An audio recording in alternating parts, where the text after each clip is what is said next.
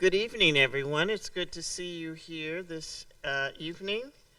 And my name is Emily Towns, and it's my pleasure to welcome you here as the Dean of the Divinity School and to this year's Howard Harrod Lecture. The Vanderbilt Divinity School Howard L. Harrod Lecture was established to honor Harrod, the Oberlin Alumni Professor of Social Ethics and the Sociology of Religion. Professor Harrod, who died in 2003, was on the faculty for some 34 years.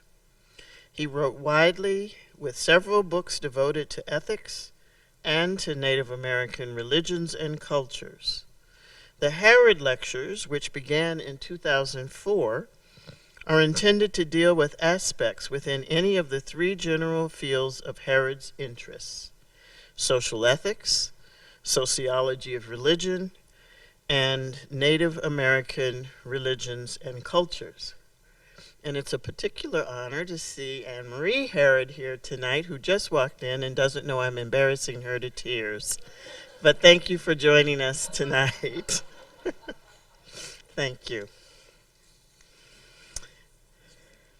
This year's lecturer is Willis Jenkins, who is an associate professor of religion, ethics, and environment and director of graduate studies in the Religious Studies Department of the University of Virginia. From 2006 to 2013, Jenkins served on the faculty of Yale Divinity School in the Margaret Farley Chair of Social Ethics, with a secondary appointment in the Yale School of Forestry and Environmental Studies. Jenkins works at the intersections of religious ethics with environmental humanities from his training in contemporary environmental ethics and classical Christian theology. He is the author of two award-winning books. The first, The Future of Ethics, Sustainability, Social Justice, and Religious Creativity, won an American Academy of Religion Award for Excellence. And this book is a comparison of theological readings in the space of modern environmental questions. His second book, Ecologies of Grace, and some of you know this book well in this room, Environmental Ethics and Christian Theology, won the Templeton Award for Theological Promise. In this book, he widens his lens to consider many other models of religious engagement with environmental thought, including the relationship of ethics and environmental science. As he has turned to questions of the modern project of Christian social ethics, especially as it reckons with economic and with political violence, he probes to see what it means to do religious ethics by focusing on questions about method. His work on global ethics focuses on climate ethics and on questions about morality in the Anthropocene conditions.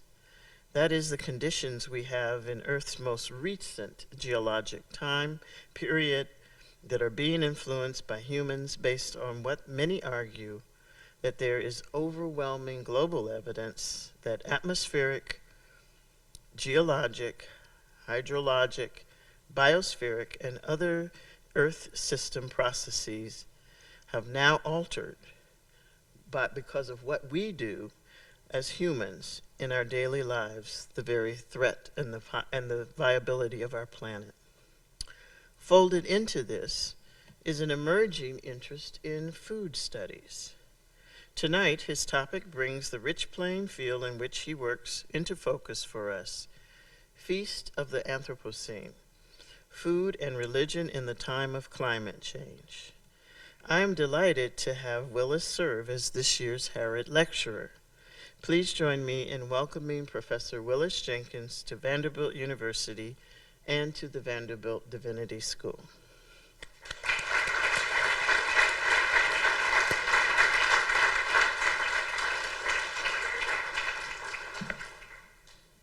Thank you, Emily. It is a real honor and pleasure to be here. I, of course, taught with Emily at Yale Divinity School, and I cannot fully account for everything that I learned in her presence. All kinds of things about Christian ethics, religious ethics, yes, but more importantly, I don't know, Emily taught me how to grow up in the academy a little bit. So now I said that, and now you're going to feel responsible for what I did, but you're not, this is something entirely new. I'm going a different direction. So I'm at the University of Virginia now in an environmental humanities initiative, which has really pushed me to think even more about the role of religious and theological thinking in cross-disciplinary collaborations. And tonight what I want to do is account for an intuition that it would be a good idea to undertake a project on the ethics of food. And I want to think through with you the reasons behind that intuition. I'm going to start by clarifying some terms. First of all, the feast. In his history of feasting, the archaeologist Martin Jones develops a religious hypothesis about the origins of modern monocultures. Why did wheat take over the continent of Europe 1,500 years ago? Certainly not because it was easier to grow or because it produced more calories. Rye, barley, and other grains were often better adapted to local soils and they could deliver more nutrition. Jones thinks that wheat won because devotion to white bread followed the growth of Christianity. At the center of the Christian rite was a light and airy loaf of bread which needed to be made with wheat. The dark breads, made with other grains, became associated with paganism and were abandoned as territories came under the control of Christendom.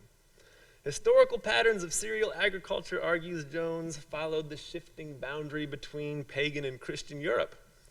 Under the culinary sign of the Eucharist, wheat bread came to symbolize civilization. The association endured throughout the Reformation, which revised other aspects of the recipe for communion bread, but not wheat. So, when Europeans set off to colonize new worlds, they carried with them a shared devotion to wheat that was more unifying than their various ecclesial zeals.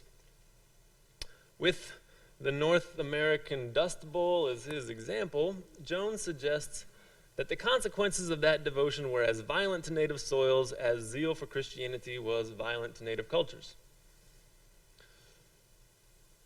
If Jones is even partially right, his account implies that a religious feast played a role in how humans are now changing the climate, with the bread of daily tables following cultural preferences developed in the symbolic world of the communion table. Wheat agriculture now determines the ecology of large swaths of Earth's surface, which in turn influences how the planet regulates thermal energy.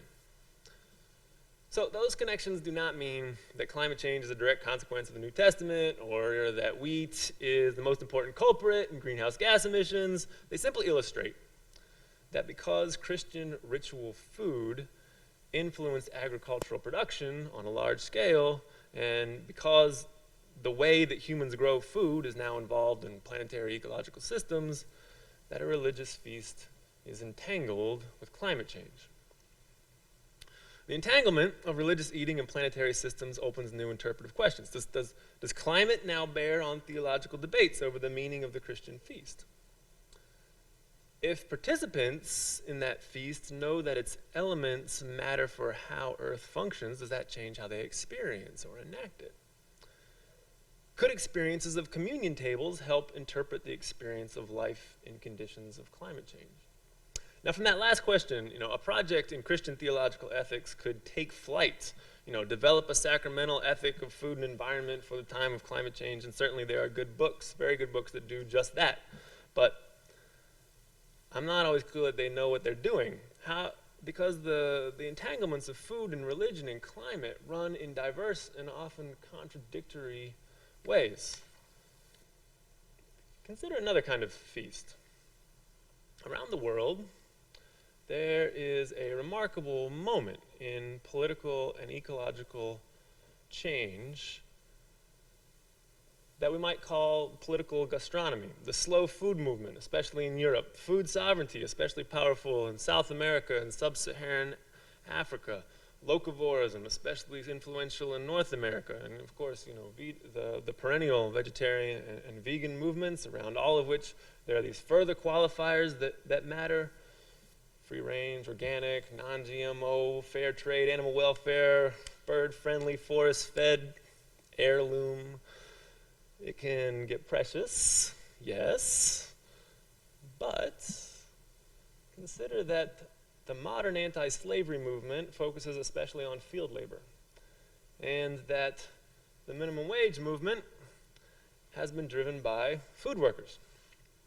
We're living through a time of remarkable political and cultural interest in food, not only among gourmands, but among social reformers of many sorts. Books about the meaning of food are bestsellers, and food movements of various kinds matter to people wrestling with poverty and wealth, or the anxieties of a humanizing life world, or relations of personal identity and cultural inheritance, or connections of health and spirituality.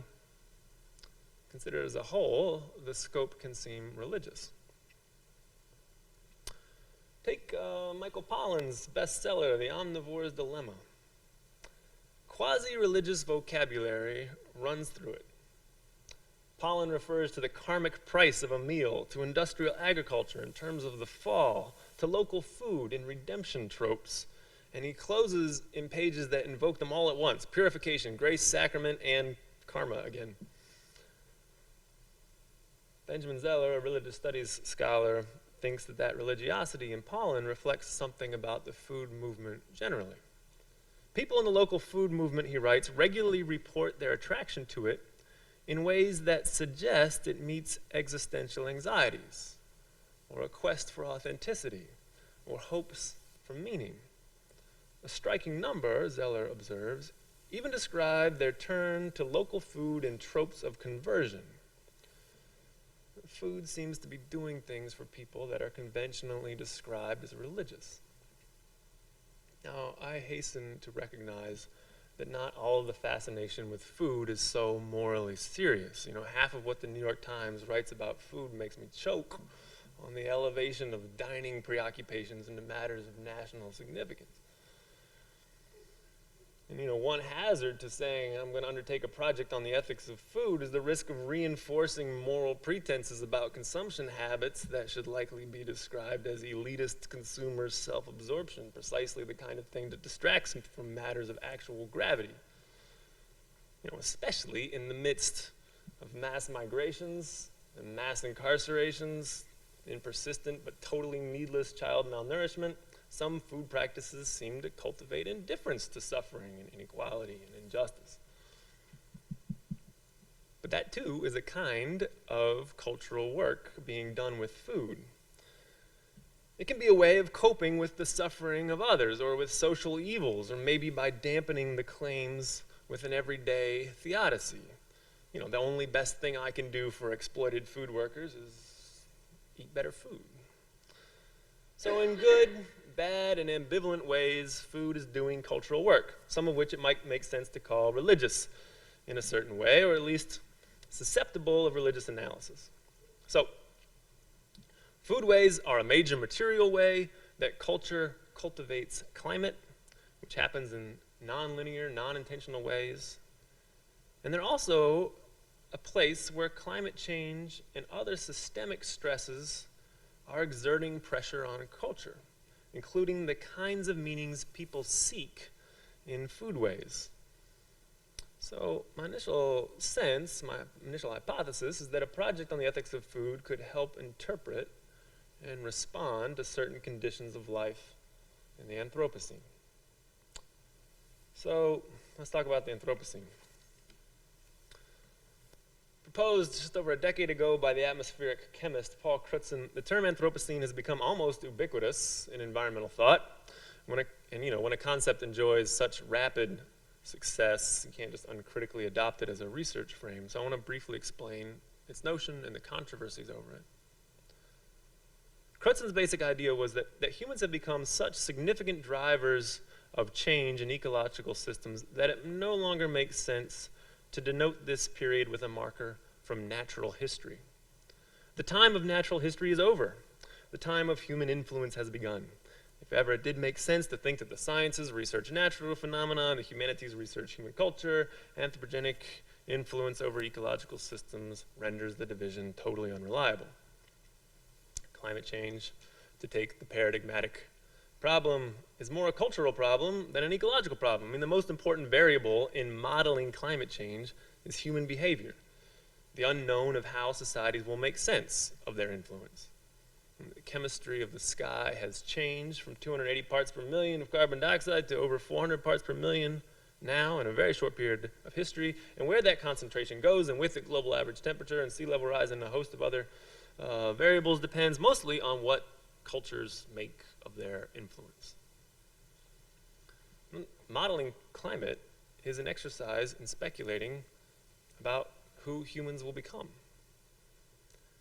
So the idea of the Anthropocene may seem like an astonishing gift to the humanities, for with it, a chemist has given back to the humanities the human at the center of research, and with it, the importance and significance of interpretive methods. But the frame is subject to some important worries. Two in particular. Some think that this discourse is a kind of Trojan horse for an agenda of human domination, carrying with it assumed license for science-led control of the planet. Anthropocene discourse on this view legitimates continued expansion of human power over Earth, and more insidiously, ends the argument between ecocentrism and anthropocentrism by making the latter appear a natural fact. Since human interests just do rule the world, the question is not whether they should, but which ones? And by designating this the era of the human, Crutzen seems to naturalize the bending of all Earth systems to our interest. Crutzen, in fact, thinks that planetary human power implies responsibilities to engineer the climate. His proposal to diminish incoming solar radiation by stratospheric dispersal of sulfur aerosols seems perfectly sensible by light of his historiographic proposal for the Anthropocene as the geology of humankind. We need planet-scale technology in order to cope with the consequences of the planetary human. Geoengineering and the Anthropocene were made for one another, the idea of one driving support for the other. The second criticism, focusing on a general relation of humanity to the planet, distracts from inequalities of vulnerability and causation. Climate change is as much about unjust impositions of risk on the vulnerable and indefensible refusals to stop polluting by the powerful as it is about some general relation of humanity to the planet. The idea of the Anthropocene seems a perfect distraction for the North Atlantic world, eager to think about humanity in general and averse to reckoning with injustices caused by particular humans or particular societies. Okay, so I've set the scene. I'm going to use this Anthropocene concept to summarize 3 deep intellectual challenges posed by climate change, and then I'm going to consider the way that thinking with food movements might be able to meet some of those challenges. And I'm going to be critical of the organizing conceit all the way through. So, if some of you came hoping that I would celebrate food movements as the solution to climate change, you're not going to be totally disappointed, but it's going to feel frustrating at points. So I went to first climate, then food, but I want the frustrations to be worth it in the end, but it's going to take some work, okay?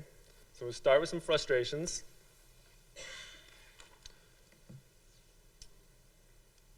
Disciplines in the humanities came alive to the deep intellectual implications of climate change when the post-colonial historian Dipesh Chakrabarty published his explosive essay, The Climate of History.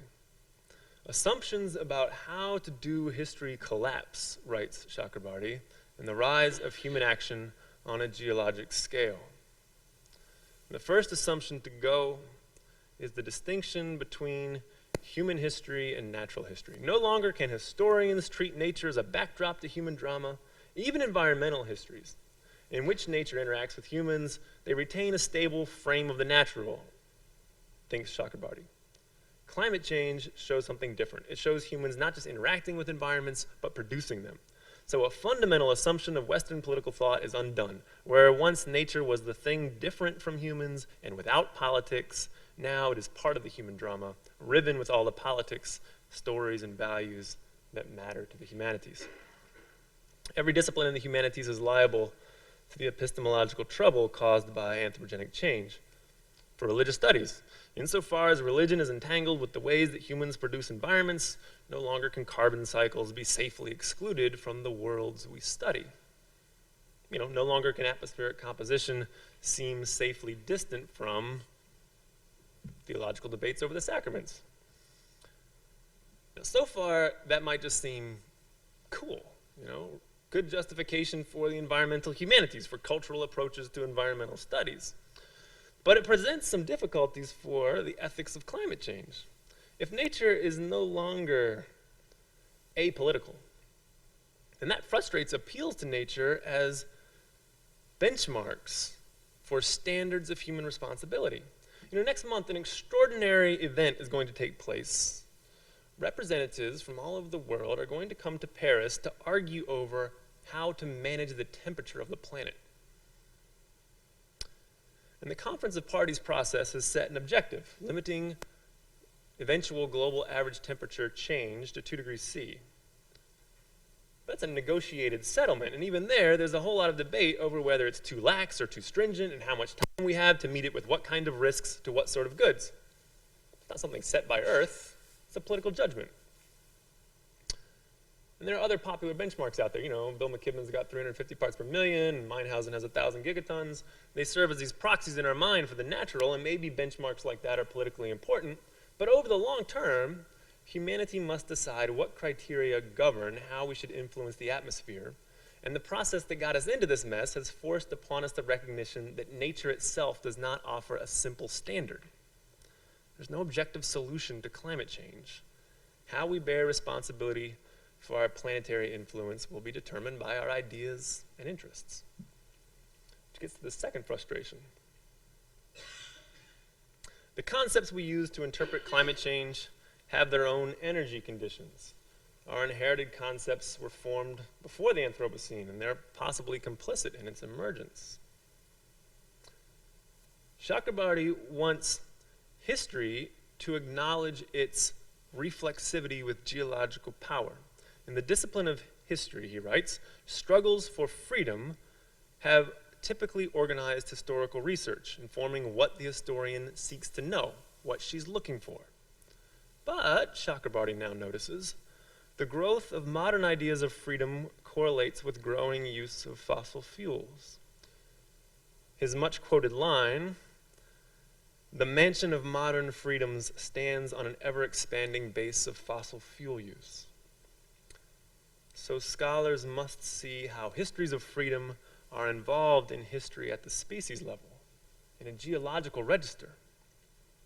Post-colonial history typically resists universalisms like that for reason of the differences they occlude and the power relations they conceal. But climate change comes into view as something done by humanity as a whole.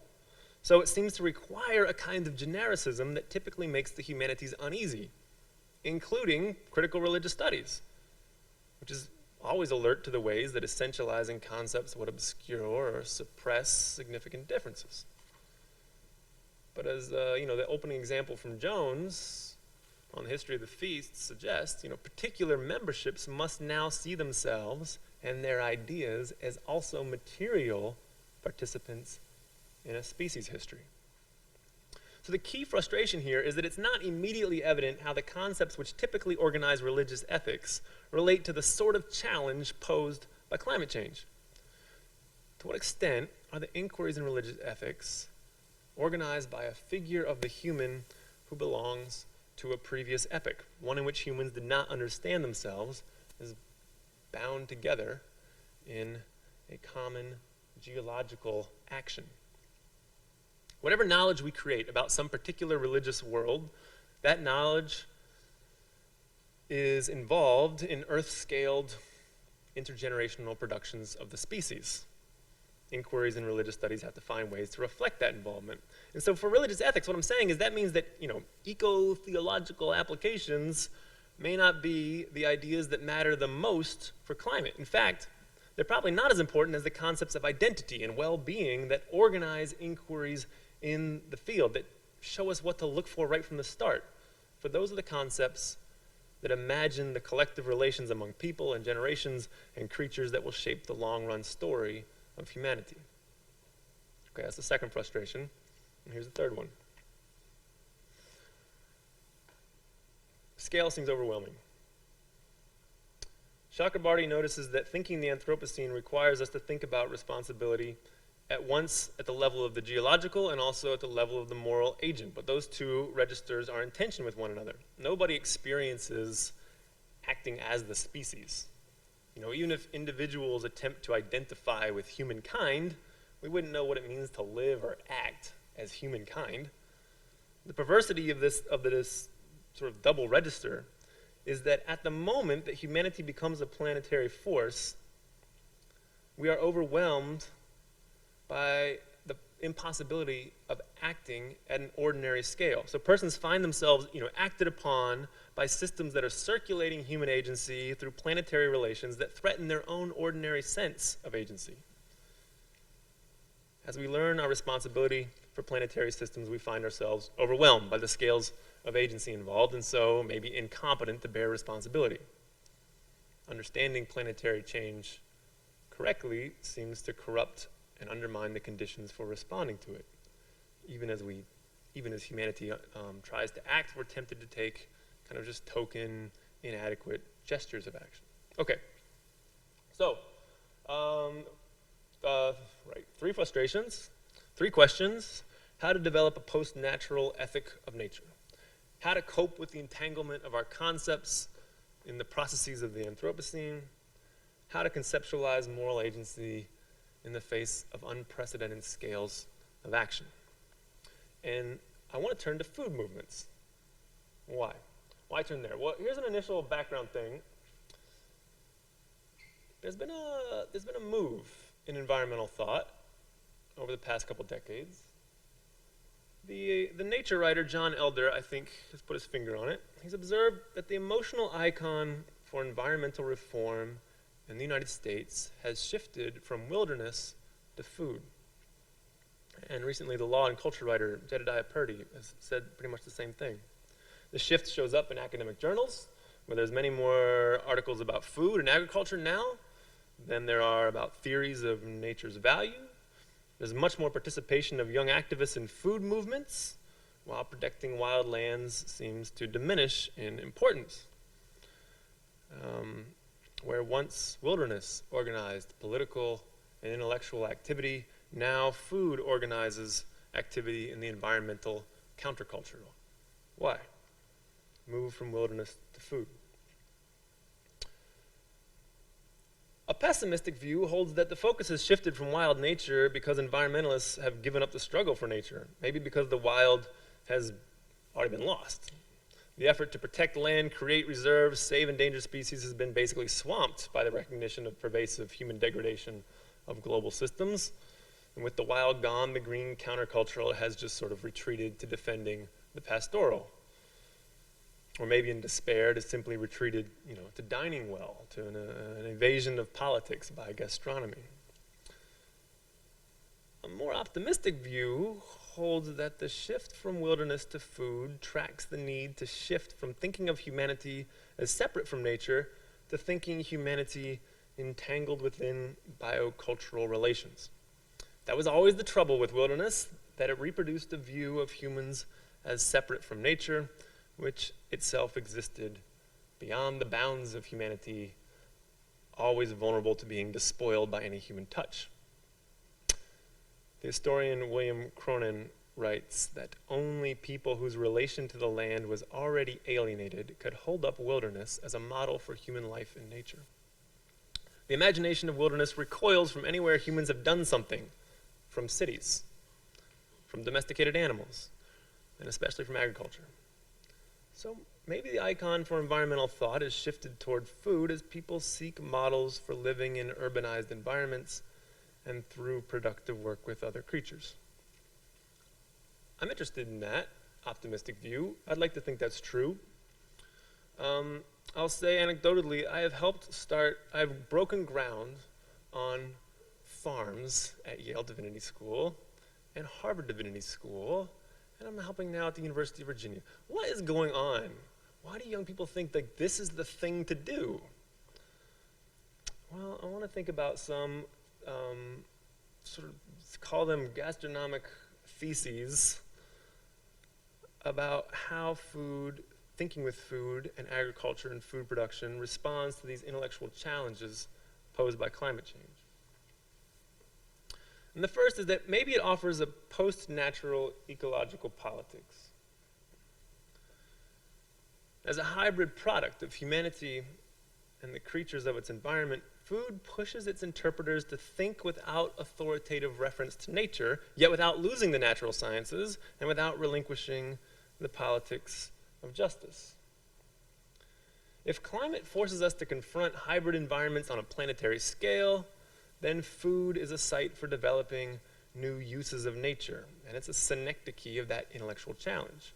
Food takes the form of the question of sustainability, how to manage a post-natural world made by us, yet on which we remain utterly biologically dependent. So, an apple, it's a hybrid product, obviously, made from an intersection of natural and human histories, and so now we add that the climate may be a product of intersecting natural and human histories. The climate scientist Mike Holmes said something like this. He says, hey, we cultivate land, agriculture, we cultivate sea, aquaculture, and we just have to recognize that now we cultivate the sky, weather culture. The metaphor of cultivation, he thinks, opens a way of thinking about the human relationship with the atmosphere. As with agriculture, the question is not, if humans should be involved, but what are the criteria for good involvements, which includes deciding what kind of relationship we want. The intersection itself is not the problem. With care, a product might be beautiful and sustaining. The problem with the current human involvement in the atmosphere is that it is haphazard, wasteful, unjust, and finally, dangerous. Everything you don't want in food. The agrarian writer, you can't see him, he's very small. That's Wendell Berry.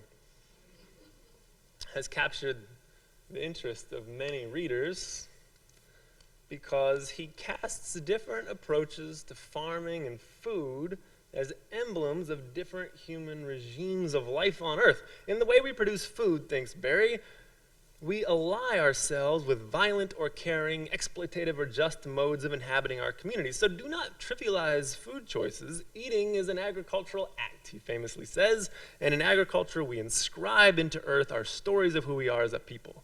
Land depicts the implications of who we take ourselves to be. That fits pretty well with climate pressures because for Berry, what Earth should be is not settled by looking to nature, but arises through a conversation of land and people. An agricultural trope reframes climate questions away from violations of natural benchmarks and towards the sort of relations humans want with the planet. So considered that way, food movements invite us to consider those general relations of people and planet by presenting us with symbols of human-Earth relations that may also hold deeply personal meaning.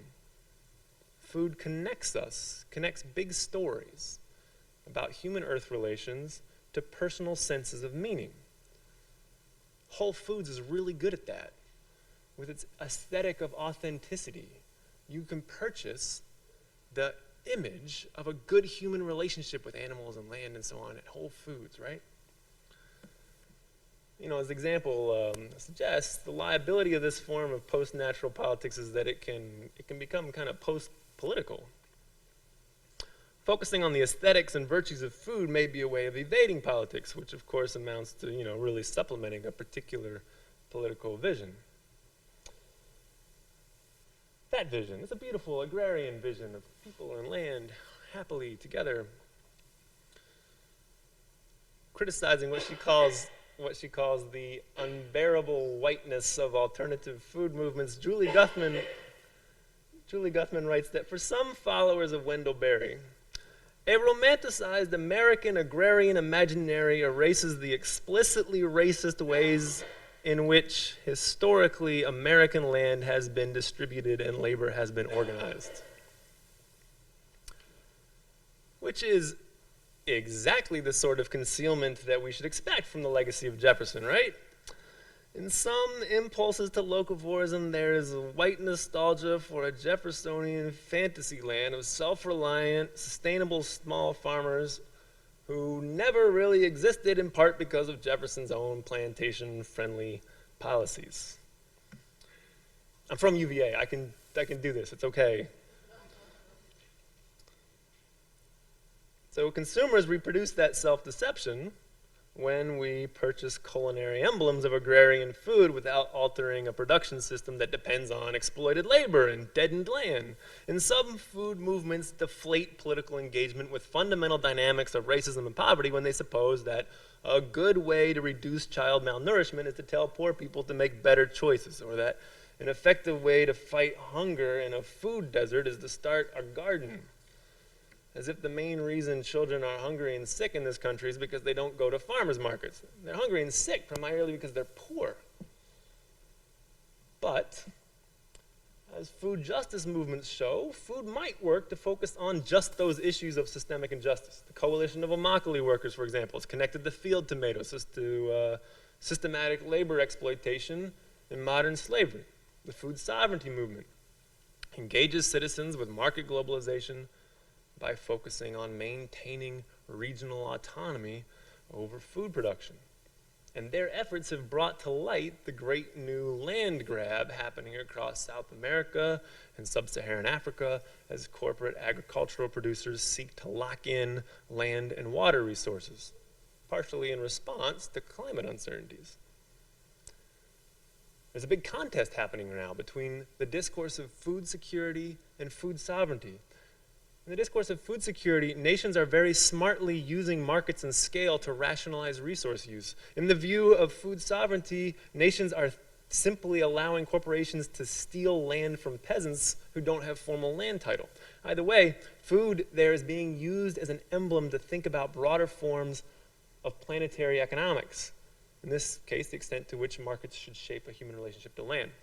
Okay. So there is, maybe after all, an important connection between aesthetics and justice, between senses of culinary pleasure and political possibility.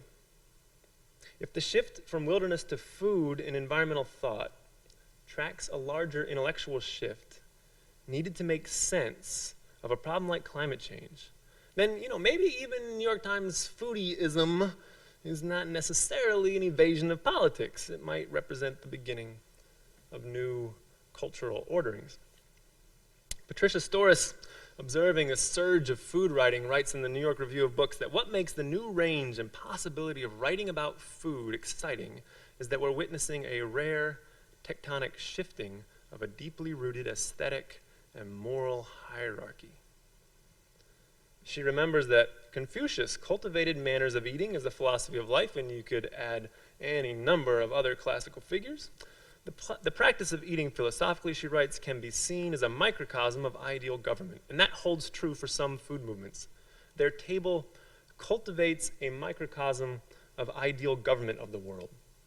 When their practices depart from conventional table manners or culinary arts or agricultural habits, they can disrupt entire cultural regimes of imagination, which is why conservatives like Leon Cass or Roger Scruton are very cranky about the loss of a certain table etiquette. They rightly see how manners can carry an entire cultural politics. And it explains why reformers may be so discriminating about what they will and will not eat. You can't see him, but that is Carlos Petrini of the slow food movement, who presents the importance of aesthetics as a refusal to give in to a sense of ourselves as mere consumers and of the world around us as resources. Real pleasure is political for him. Real beauty means justice.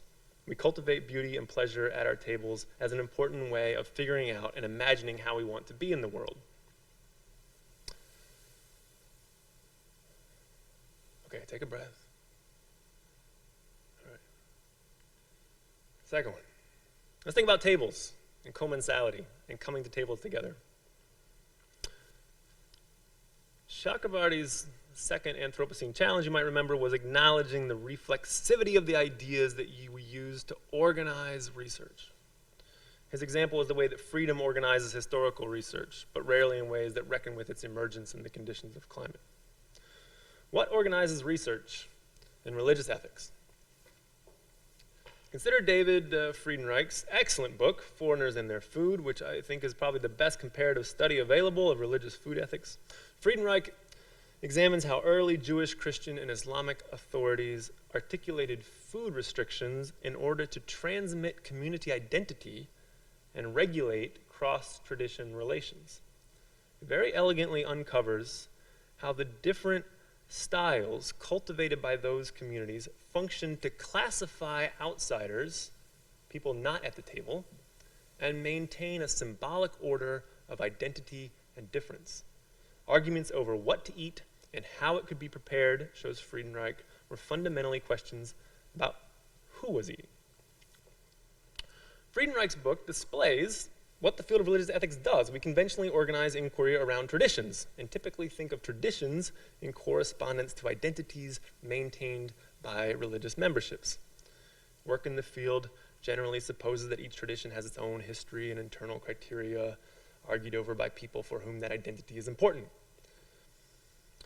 Now, without saying, one word about the importance of tradition and comparison and identity for those internal accounts, let me pose Chakrabarty's question. What happens to the idea that organizes our research when we see its role in how humanity acquires geological agency? Human action at the planetary scale is an aggregate force, indifferent to the identities of the people contributing to it. So what does a planetary human role mean for the way an ethicist should allow religious identity to organize a project? Aside from whatever ethicists have to say about climate change, the way that we construct worlds, the way that we work with traditions, shapes relations of global humans, or imagines relations of humans across the globe, and with them the possibilities of solidarity and cooperation that will likely determine how gatherings like the one in Paris can sort out collectively managing the atmosphere. Our modes of inquiry, even when they have nothing to do with the environment or climate, influence atmospheric chemistry by reproducing affiliation and difference, or extending and constraining possibilities of solidarity. Those are very important variables in whether and where carbon dioxide stabilizes. However, although Friedenreich's comparative book is organized around identity, it also, at the heart of it, implies another way of organizing research. Those three traditions have such nuanced food rules because they all saw the power of the table, of commensality, and they needed to police the way that tables can shape identity and the way that coming to share a table can produce new forms of identity. Which suggests that religious ethics could pay attention to these new forms of commensality, of table sharing at work in food movements, maybe under pressure of Anthropocene imaginations. Eco-kosher practices, for example, incorporate sustainability concerns into a Jewish food practice. What does that mean for the way that food will be used in the future to express and transmit Jewish identity? Okay, hold that thought for a minute. Let me tell you about another book. Courtney Bender, in her book Heaven's Kitchen, wants the study of religion to look beyond officially religious settings to the way that people create shared meanings without shared identity, focusing on an organization that prepared gourmet food for people with AIDS, in which volunteers from different religious worlds and no religious world generated shared meanings in the practice of making this food. She writes this: "We build and practice ourselves through ongoing interaction in multiple worlds." The food work seemed special to volunteers, and while it would be too much to say that it forged a common religious-like identity among them, it carried religion-like meanings for them because it helped them confront suffering with a vocabulary of food as love. She's saying to scholars of religion, push your attention beyond belief-organized settings to see everyday practices that people make special in some way. And her general approach lines up with a broad turn to everyday or lived or quotidian religion that has characterized a lot of recent work in religious studies. The quotidian here includes the everyday practices of religious believers, yes, as well as religious dimensions of practices not connected to faith identities, like dimensions of religious experience and enactments of personal identity that have been ignored and which may not conform to, the conventional belief systems, like the sort that I am suggesting appear sometimes in food movements, where people are searching for meaning and enacting new forms of well-being. So I'm saying maybe there's the possibility of thinking religiously, maybe even theologically, beyond belief-shaped identities. Religious ethics, we organize ourselves on the assumption that there are communities of practice interested in the traditions and texts that the scholar studies, or at least there once were these communities of practice that are interested in these texts. But if food practices carry religious dimensions, as scholars like Zeller thinks, it might be possible to find religion happening within activities that participants themselves would not consider religious. This new kind of commonality may even extend beyond the human world. One more book in this section, Graham Harvey, in his book Food, Sex, and Strangers, agrees with the quotidian turn that religious studies has been overly fascinated by cognitive beliefs held by the conventional traditions. Religion is more everyday, he argues. It's about how people negotiate what to eat, with whom to have sex, and how to treat strangers, and maybe about the patterns that connect those negotiations in their heads. In fact, Harvey speculates, the very first everyday problem religion met was the awkward need of some beings to eat other beings. Religion arose, he thinks, as a cross-species etiquette of eating, a way of negotiating the taking of life. If so, then exploring food practices as religious practices may develop ways to recover the action of non-humans in shaping human engagements with their world. Ritual acknowledgement of the creatures who have become food may give them a place at the table. At the table by being on the table, yes, but at the table if acknowledged. So it's possible you could think about local food and animal-friendly food in that sort of post-humanist way, as a way of developing solidarity with landscapes, with creatures, with memberships. And from that kind of table, new concepts might well be forged. Okay, so back to that thought about eco-kosher and what it means for the transmission of Jewish identity. One way to think about the opening of religious identity to an Anthropocene relation is that as an opening of particular identities to the climate-driven need to discover a common humanity and shape its etiquette with Earth, not by erasing the particular, but by opening it as also planetary. Okay, and the last section, shorter than the others, on everyday ethics and social transformation. Remember that third frustration, Chakrabarty's third challenge, was that a problem like climate change requires interpreting human agency at a scale no one experiences. You could say climate change involves, large-scale transformations happening at an unprecedented speed, yet imperceptible to ordinary experience. It's driven by the structure of everyday life, so the contributing activities are mostly unchosen and unthought, and that means the remedial activities require thinking things that are unthought and changing mostly everything. That makes it a fairly wicked problem. Climate change seems to overwhelm possibilities of doing something about it. It's not clear how individual choices matter. It's obviously a big problem for the species. It's not obvious how any particular person is responsible for it, which is why most of climate discourse functions on motivating that first step. Just accept responsibility, get some momentum. Food is different. No one has to convince you that food is a problem for you, or that you need to take responsibility for it. You're probably already thinking about dinner with an increasingly large part of your mind. What are you going to eat tonight? Will it be something you crave or something that's healthy? And already, look, you're negotiating with your sense of embodiment and conscience. Is it something local? Is it something that's going to please your imagination? Something that will let you eat with somebody with whom you wish to share a table? The chances are high with such an educated audience that after this talk, you'll likely do something ironic, which is interesting in itself. I'd love to think about that, but I gotta move on. Precisely because food is so basic and everyday, something on which everyone is unavoidably dependent, it's a shared arena for enacting agency, which may be one reason for the interest in food. In a time when our ability to act meaningfully and politically seems undermined by global structures and planetary systems, by an intensifying plutocracy and new forms of white supremacy, food choices remain a site of agency.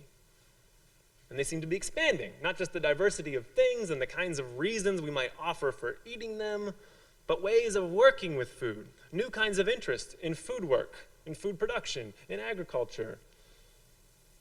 And meanwhile, precisely because food is involved as a big factor in how planetary systems function, food can be used to register discontent with the systems that undermine moral agency, or to affiliate with alternatives like slow food or food sovereignty. And that discontent is not just for the affluent. It's not just the post-materialist politics. Recently, the political theorists David Schlossberg and Roman Coles argued that food movements should be understood as a form of materialist politics that responds to what those movements see as maladaptive relationships, broad macro relationships, by seeking different material circulations, by just putting into place different material circulations, and thereby enacting different possibilities of social and ecological relations. They call it a prefigurative politics that opens alternatives to the main channels of circulation. In other words, look, food movements are not necessarily an evasion of political economy. Here's that garden that there's a picture of a garden that I showed earlier while I was being kind of mean towards urban food gardens. But they might not be an evasion of politics. They might be an attempt to actually implement a different circulation of food. And then, yeah, of course, there's the ever-present danger that they're going to be captured or become complicit in broader systems. But Schlossberg and Coles thinks there's an opportunity there, too. With investment interest in Detroit's urban agriculture as their examples, so Detroit's this great site of proliferating urban agriculture, and now outside investment pools are really interested in that. They say, okay, they say something really complicated, which I'm not going to read out to you, but basically what they say is food movements may have to undertake this supple, pragmatic form of politics that works with their inventive modes of creating new forms of circulation and negotiates with the inherited macro forms of circulation, which is a synecdoche exactly of the adaptation problem of sustainability, of changing the structures of everyday life through inventing these new experiments. Okay, now that makes the choice of what to eat tonight now a matter of massive significance, which may explain the paralyzing conflict around it, or at least the sense of unease we have around it. Because no matter how you approach the question of food or what to do with it, that approach is going to fatally conflict with other morally compelling approaches. And I don't think that depth of unease is simply explained by consumer overstimulation. I think there's something else going on. One last academic thought from the Anthropology of Morality. Any project on food ethics with ambitions beyond personal choice depends on the idea that food practices carry cultural worlds. Levi-Strauss, right? The raw and the cooked.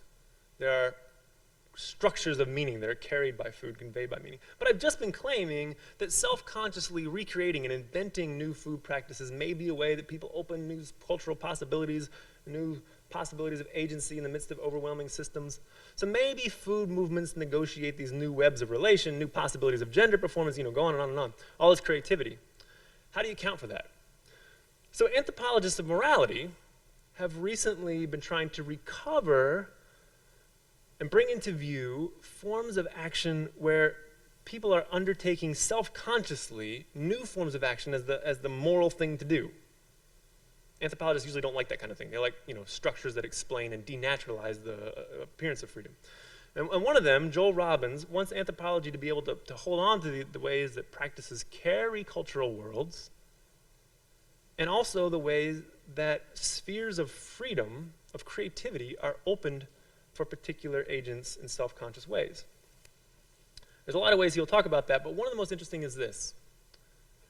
Usually, okay, spheres of freedom in which we think that we have the ability to act creatively are bounded by particular domains, right? So we have a freedom to express ourselves any way we want religiously, but those values and those expressions are not going to enter into our professional economic life, usually.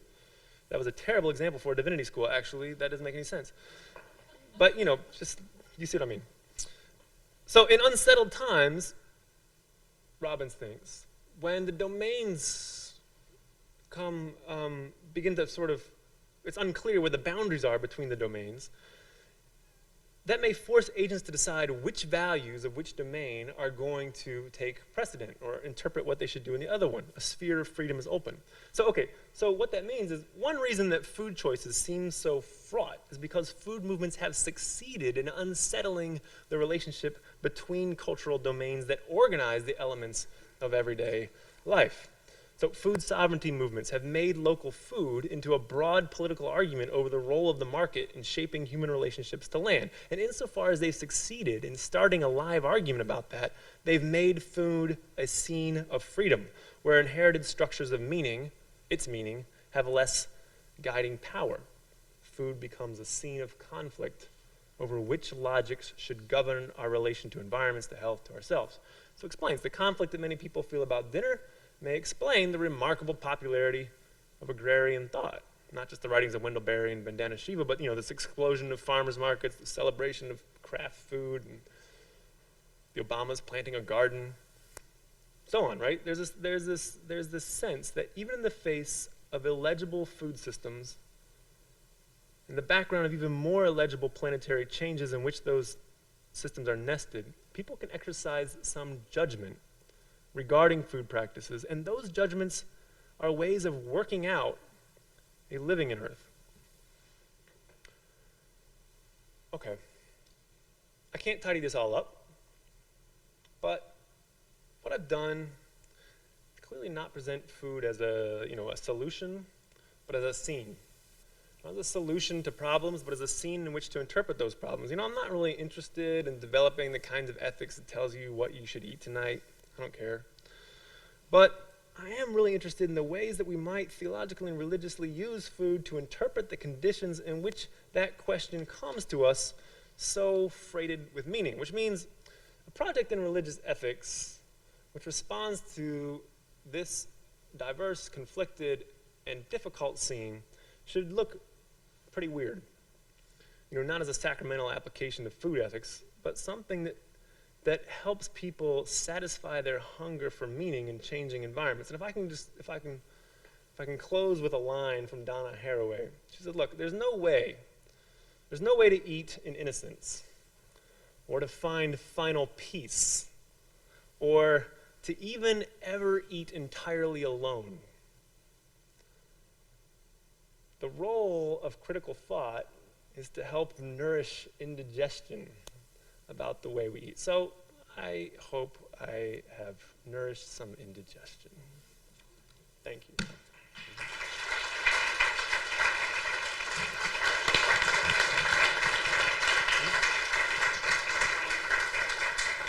Sure. The floor is open for Q&A.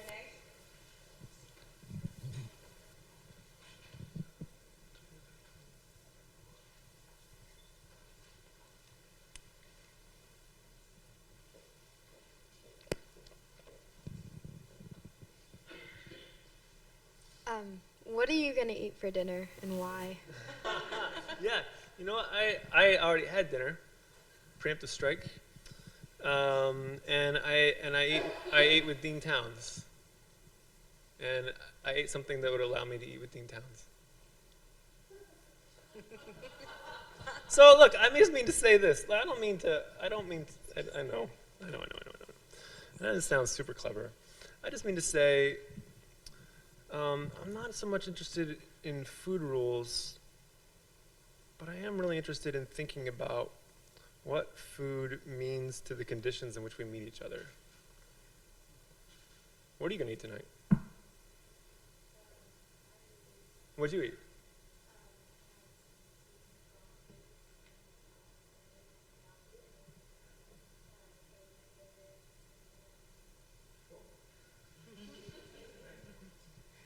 a question. So what about the other side of maybe the redemptive side of eating, which I see a lot on Instagram, of like the eating clean or the orthorexia, or this idea of that how you eat kind of determines your own self-worth, or the sense that I think a lot of this comes out of this fear of obesity or the policing of bodies. Yeah. So first of all, I want to say, so that is important cultural and psychological work that's being done with food. Again, in good, bad, and ambivalent ways, right? And so so first of all, we need to think critically and deeply about why food has this kind of power, culturally and psychologically. And then how are there cultural productions of culinary and, what I'm trying to say, somatic imaginations, right? That produce this kind of internal compulsion. I mean, I just think that's something that has to be addressed, and it shouldn't be addressed without realizing its connection to all these other nodes that are going on with food and politics. Does that make sense? Yeah.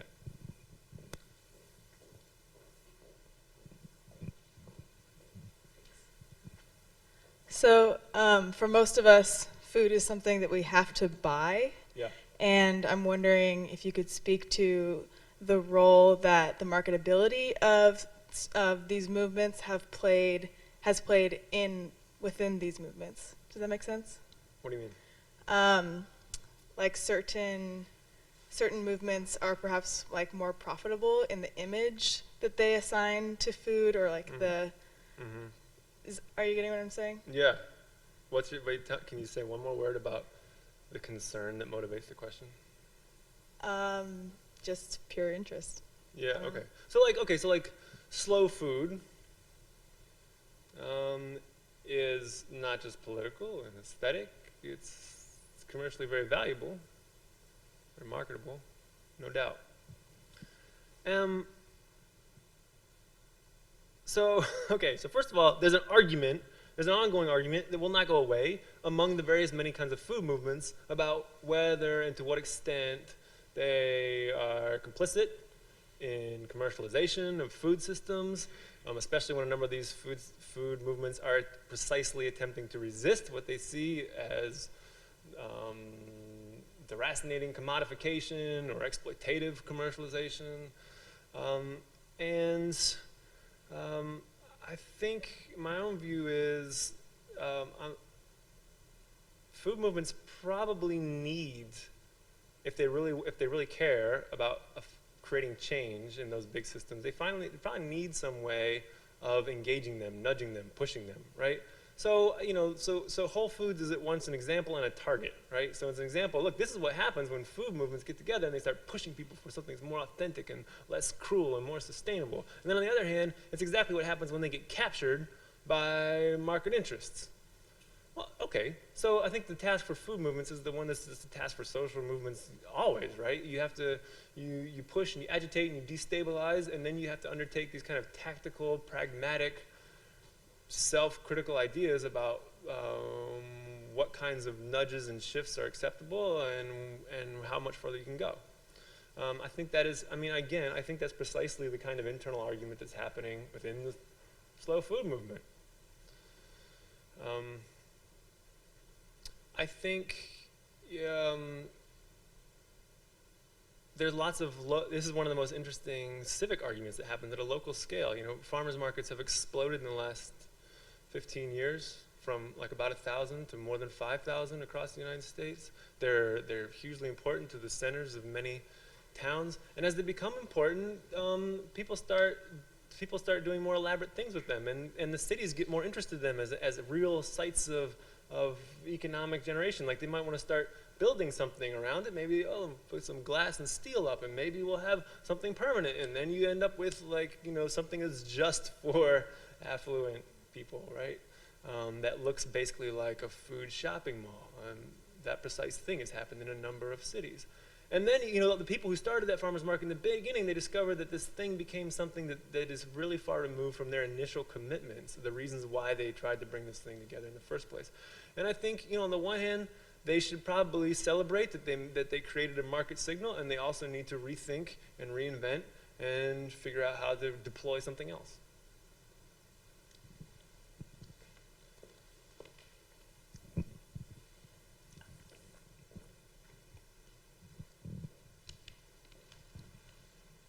What you just said was really interesting, because I met someone here at Vanderbilt a few weeks ago, and they're kind of doing doctoral work on the sort of gentrification that's happening at the National Farmers Market. And then I was speaking to someone else today who was telling me about how, they know someone who runs a food pantry, and they're kind of hitting this wall where they don't know what to do besides just providing a space to give people food. They feel as if they're not doing enough to sort of pull them out of the situation where they need food. So I guess my question is, how do we sort of both make sure that people who need to be fed are fed, but at the same time don't fall into these sort of capitalistic, unethical modes of production where we're sort of becoming gentrified, or we're sort of pricing people out and things like that? Yeah, it's a very good question. Again, I would say it's probably local, tactical, and contextual. It's very interesting that very thing's happening here in Nashville. Okay, good. So thanks for underscoring what I was trying to say. Appreciate that. I think for all those kinds of institutions that are running food pantries, there is a real opportunity in the broad cultural interest in food. You can use that strategically, right? Lots of people who are interested in food for foodie reasons might become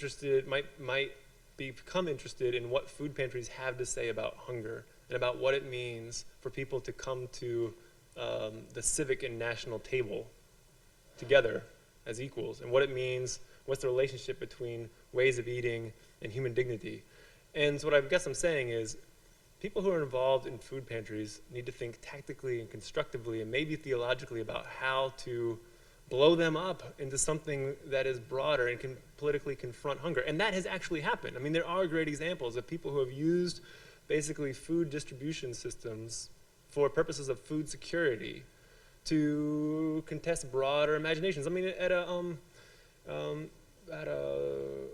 it's not a perfect example, but in Connecticut, there was a central food distribution pantry in Hartford that used the chronic need for food to think about what were the inequalities and landscape reasons for the constant persistent need for food and the ways that it was being provided from just like the excess of the commercial sector. And were there other ways to provide that through alternative circulations? And I think, that registered anyway in the political landscape. But I think it's tactical. Does that make sense? Yeah. How did it register in the political landscape? Well, by registering, I mean legislators took notice and budgets changed. Now, how did that happen? Well, because people were well organized.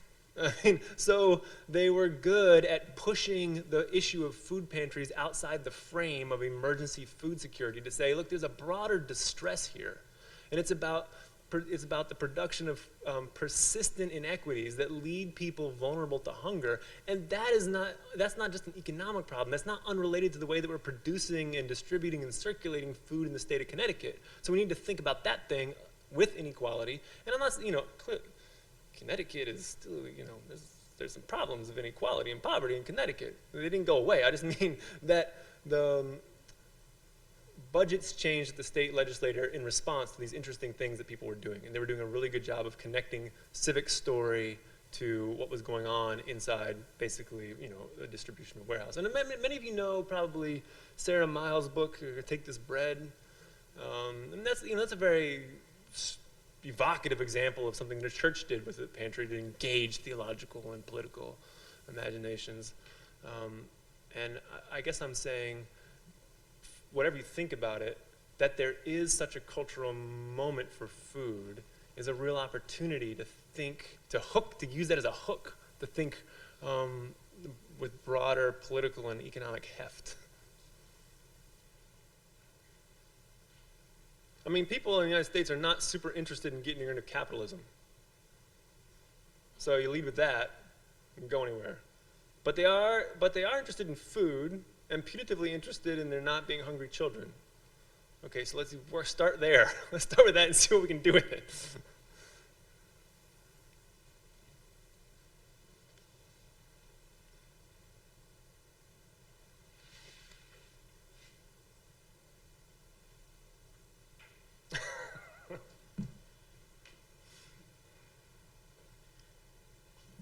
Thank you once again, Willis. And a little thing we do here is to frame the poster of our lectures. And it's a great honor to give you yours. We took them all down so you wouldn't know what they looked like as you came into the school. But this is the poster for your lectureship that's been up around the campus.